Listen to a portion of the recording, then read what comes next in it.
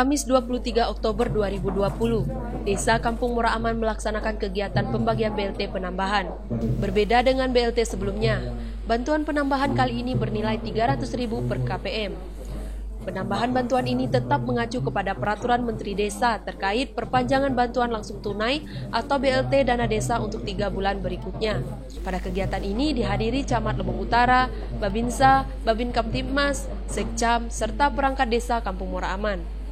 Terkait pembagian di Desa Kampung Muara Aman, membagikan BLT kepada 101 penerima, di mana pada pembagian BLT tahap pertama yaitu berjumlah Rp600.000, terdata sebanyak 103 penerima, namun terdapat 2 warga penerima sudah terdata di program bantuan lainnya dan dihapuskan dari data penerima untuk tahap 4. Maka dari itu, untuk dana 2 orang tersebut akan dikembalikan ke rekening Desa Kampung Muara Aman.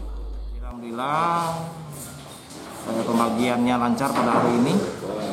Tetap kita ikuti aturan protokol kesehatan seperti cuci tangan, pakai masker, jaga jarak. Alhamdulillah kita laksanakan pada hari ini. Jadi mungkin ini nanti ada beberapa bagian masyarakat mungkin yang belum sempat hadir.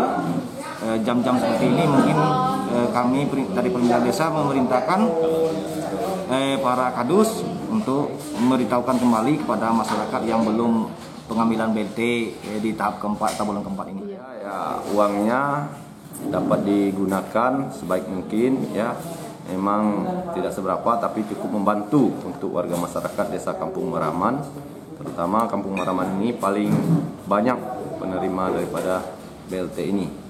Camat Lebong Utara menyebutkan untuk 2 desa terkhusus yang berada di Kecamatan Lebong Utara, jika belum menyalurkan BLT tahap 4 untuk segera menyusul. Dari lokasi, Dimas Kintan, Lebong TV melaporkan.